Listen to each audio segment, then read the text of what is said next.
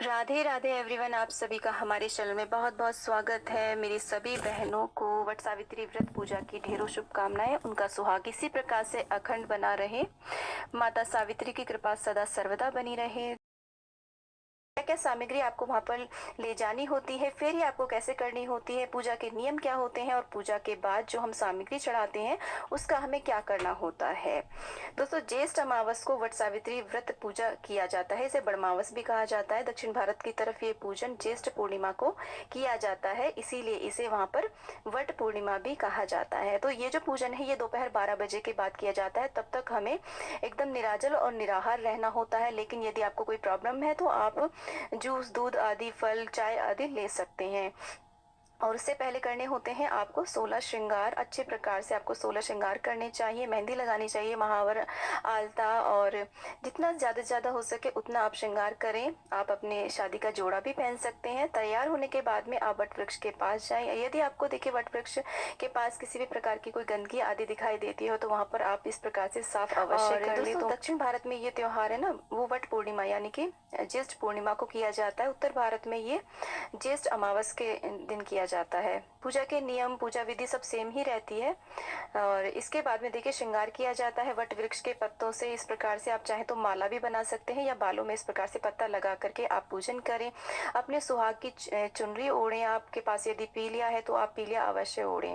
तो जो भी आपकी शादी की चुनरी हो ना, उसे ओढ़ करके आप इस पूजन को करें। तो देखिए इस प्रकार से मैंने चुनरी ओढ़ ली है और ये दोपहर 12 बजे के बाद ही ये पूजन किया जाता है। तो पहले हमने थोड़ी साफ सफाई कर ली। उसके बाद में देखिए यहाँ पर जल का छींटा दे करके जो भूमि है उसका हम शुद्धिकरण कर लेंगे थोड़ा सा इस प्रकार से। वैसे तो वट वृक्ष के नीचे की सारी भूमि शुद्ध ही होती है। और उसके बाद में हमें वट वृक्ष पर इस प्रकार से एक फेरी देते हुए जल चढ़ाना होता है। यहाँ पर आप चाहें तो देखिए बाल्टी से बहुत ज्यादा भी जल अर्पित कर सकते हैं। इस जल में आप दूध मिला सकते हैं कच्चा, और कुछ मीठा मिला लें। इस तरीके से हमें फेरी देनी होती है। तो ये जो व्रत है ये सुहागन स्त्रियां अपने सुहाग की लंबी आयु के लिए करती हैं और अपने पति की यश, कीर्ति, उन्नति के लिए, संतान के लिए और सुखी संपन्न दाम्पत्य जीवन के लिए करती हैं। शास्त्रों के अनुसार ये व्रत सबसे पहले माता सावित्री ने अपने पति के प्राणों की रक्षा के लिए किया था, इसलिए इसे वट सावित्री व्रत पूजन भी कहा जाता है। इसकी एक कथा है, उससे रिलेटेड वीडियो भी आपको मेरे चैनल पे मिल जाएगा। तो देखिए मैंने सबसे पहले भूमि का शुद्धिकरण करने के बाद में वहाँ पे स्वास्तिक बनाया है। आप यहाँ पे हल्दी कुमकुम थोड़ा सा डाल लें, नीचे थोड़े से काले तिल डाल करके आप यहाँ पर एक कलश की स्थापना करें। मिट्टी का कलश बनाए क्योंकि ये कलश हमें यही छोड़ना होता है। कलश के अंदर जल भरें, उसके अंदर लौंग, इलायची, सिक्का, सुपारी, हल्दी की गांठ और अक्षत दूर्वा आदि डाल करके इस प्रकार से पंच पल्लव लगा लें। और एक पात्र रख के उसमें थोड़े काले तिल डाल करके इस प्रकार से एक दीप उस पर रख ले। देव कलश बना लें। आप चाहे तो यहाँ पे नारियल भी रख सकते हैं कलश में आप।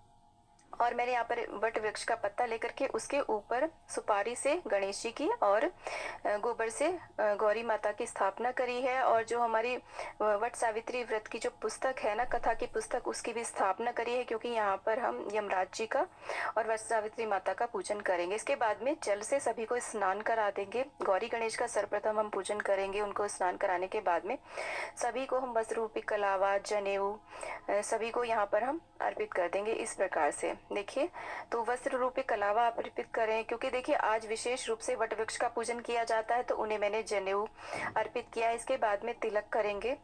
वट वृक्ष में ब्रह्मा, विष्णु, महेश तीनों का यहाँ पर वास माना जाता है, तो तीनों का ध्यान करते हुए आप इसका पूजन करें। चाहे तो आप देखिए त्रिदेव की मूर्तियां रख सकते हैं यहाँ पर मिट्टी के बना करके, और तीनों देवियों की मूर्तियों की भी स्थापना कर सकते हैं, जैसे कि वहाँ सरस्वती, महालक्ष्मी और गौरी मैया की तो हमने यहाँ पर स्थापना ऑलरेडी की हुई है, तो उनका भी आप विधि विधान से पूजन कर सकते हैं। वैसे बेसिकली आज के दिन वट वृक्ष का ही सर्वप्रथम मुख्य रूप से पूजन किया जाता है। उसके बाद में देखिए हमने कलश का भी पूजन किया है, सभी को टीका कर दिया है, चंदन से, रोली से सिंदूर अर्पित किया है गौरी मैया को और सावित्री मैया को। उसके बाद में ऐपन जो हम घर से बना करके लेकर के आए हैं वो लगा देंगे। अच्छी प्रकार से वट वृक्ष पर आप 7 बार, 11 बार अर्पित करें। उसके बाद में जो भी आप श्रृंगार की सामग्री लाए हैं उसको यहाँ पर चढ़ा दें। आप चाहे तो अपने यूज के लिए कोई भी चीज लाए हो वो भी यहाँ पर माता को चढ़ा करके बाद में आशीर्वाद स्वरूप में आप उनसे ले सकते हैं। गणेश जी को दूर्वा चढ़ा दी है। जो भी फूल आपके पास उपलब्ध हो वो आप यहाँ पर अर्पित करें। और वट वृक्ष के ऊपर आप चाहे तो इस प्रकार से देखिए एक वस्त्र अर्पित कर सकते हैं पीला या फिर भगवा कलर का, और एक पंखा। आप यहाँ पर 2 पंखे भी अर्पित कर सकते हैं। बांस की डलिया में रख करके जो भी मौसमी फल आते हैं ना वो अर्पित करें। एक श्रीफल जरूर अर्पित करें कलावा लपेट करके, इस प्रकार से। और जो भी भोग प्रसाद आपके यहाँ पर बनता हो, वो यहाँ पर बरगदे बनते हो या फिर मीठे पूड़े पूड़ी बनते हो, वो अर्पित करें। और अंकुरित काले चने का बहुत ही ज्यादा महत्व होता है, वो सभी को इस प्रकार से अर्पित करेंगे। इस प्रकार से पूजा करने के बाद में हमें वट वृक्ष की हवा करनी होती है। उसके बाद में इस पंखे को देखिए 2 अगर आपने अर्पित किए हैं तो एक पंखा यही छोड़ दे, दूसरे को आपको घर ले जा करके अपने पति की सर्वप्रथम हवा करनी होती है, या फिर अगर आपके साथ आपके हस्बैंड आए हो तो वहीं पर आप इस पंखे से उनकी हवा करें। इसके बाद में हम वट सावित्री मैया से, गौरी मैया से और बड़ बाबा से हम इस प्रकार से आशीर्वाद स्वरूप पहले तो उनको देखिए हम सिंदूर लगाते हैं अपनी चुनरी के एक किनारे से, और उसके बाद में उनसे सुहाग लिया जाता है।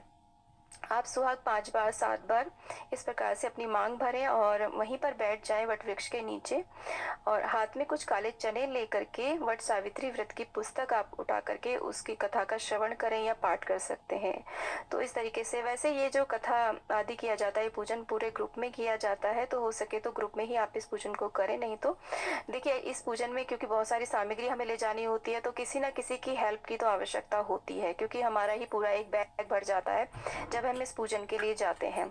तो यहाँ पर देखिए कहीं पर भी आप कच्चे सूत से पहले हम फेरी देते हैं। एक फेरी आप चाहे तो ज्यादा भी दे सकते हैं, 5 7 11।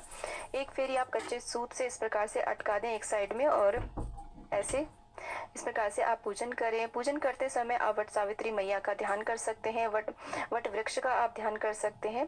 तो इस तरीके से देखिए हम फेरी कर देते हैं। उसके बाद में आप कुछ फेरियां आप हाथ में काले चने लेकर के फेरियां कर सकते हैं, या फिर आप पंखे से हवा करते हुए भी फेरियां कर सकते हैं। यहाँ पर फेरी आप अपने सामर्थ्य के अनुसार कर सकते हैं, 7 11 21 51, नहीं तो विशेष रूप से 108 फेरियां करने का विधान माना जाता है। जितनी आपकी सामर्थ्य हो आप उतनी फेरियां करें।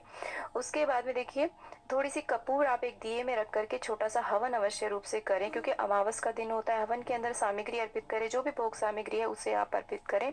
सभी देवी देवताओं का ध्यान करते हुए, पितृदेवों का ध्यान करते हुए इस प्रकार से छोटा सा आप हवन अवश्य कर दें, जल की आचमनी करा दें। उसके बाद में हाथ में थोड़े काले तिल लेकर के पितरों के नाम का आप तर्पण अवश्य रूप से करें, क्योंकि सावित्री मैया ने भी इस दिन पितरों का तर्पण किया था, उनका ध्यान किया था, उनका पूजन किया था। और इस प्रकार से देखिए आप कपूर प्रज्वलित करके सभी की आरती करेंगे, सभी की आरती उतार दें। इस प्रकार से पूजन करने के बाद में, आरती करने के बाद में आप कुछ दक्षिणा अवश्य रूप से यहाँ पर आप अर्पित करें, और उसके बाद में वट वृक्ष के गले आपको इस दिन अवश्य रूप से लगना है। ये जो पूजन है प्राचीन दीर्घायु बरगद यानी कि वट वृक्ष के नीचे बैठ करके करना बहुत ही ज्यादा शुभ माना जाता है। लेकिन किसी कारणवश आप ऐसा नहीं कर पा रहे हैं तो घर पर आप ये पूजन बहुत ही सरलता से कर सकते हैं। पर ये पूजन 3 दिन तक किया जाता है, त्रयोदशी, चौदस, अमावस या फिर पूर्णिमा तक 3 दिन तक किया जाता है। जैसे आपके यहाँ पर कुल परंपरा हो आप वैसा इस पूजन को कर सकते हैं। सुबह सवेरे स्नान करने के बाद में तो व्रत आप कैसा करेंगे उसका संकल्प लिया जाता है, और ये जो पूजन है दोपहर 12 बजे के बाद ही किया जाता है। तब तक कुछ भी खाया पिया नहीं जाता है, बाकी आपकी सामर्थ्य और स्वास्थ्य के ऊपर निर्भर करता है। और देखिए अगर आपको पीरियड आती है तो आप कोई भी पूजन साक्षात नहीं कर सकते, किसी अन्य से आप इस पूजन को करा सकते हैं। प्रेग्नेंट है तो कोई भी कठिन व्रत आप बिल्कुल ना करें। नेक्स्ट ईयर आप इस व्रत को अपने अनुसार कैसा भी कर सकते हैं, लेकिन प्रेग्नेंट है तो कोई भी व्रत आप कठिन ना लें। और आप चाहे तो यहाँ पर बायना भी निकाल सकते हैं किसी को देने के लिए, और चाहे तो आप अपने यूज के लिए कोई भी चुनरी, कोई भी वस्त्र आदि या श्रृंगार की सामग्री आप यहाँ पर चढ़ा करके, बहुत सारी सामग्री आप स्वयं भी यूज कर सकते हैं, और आप अपने घर परिवार की महिलाओं में भी वितरित कर सकते हैं। और अपने पति के लिए आप कुछ ना कुछ अवश्य रूप से यहाँ पर निकालें, कोई भी वस्त्र निकालें या फिर उनके लिए पैंट शर्ट निकाल सकते हैं, कोई भी यूज की चीज आप यहाँ पर निकाल करके, और उसके बाद में आशीर्वाद स्वरूप वट वृक्ष से आप ले सकते हैं।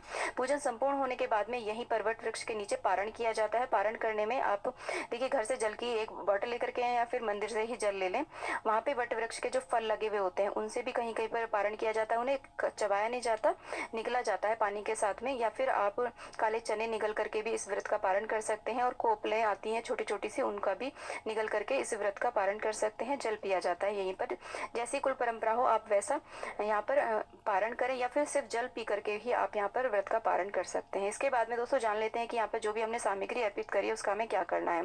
देखिए, यदि आपने 2 पंखे अर्पित किए हैं तो एक पंखा आपको यही छोड़ना होता है, दूसरा आप अपने घर ले जा सकते हैं, क्योंकि उससे आपको सर्वप्रथम अपने पति की हवा करनी होती है।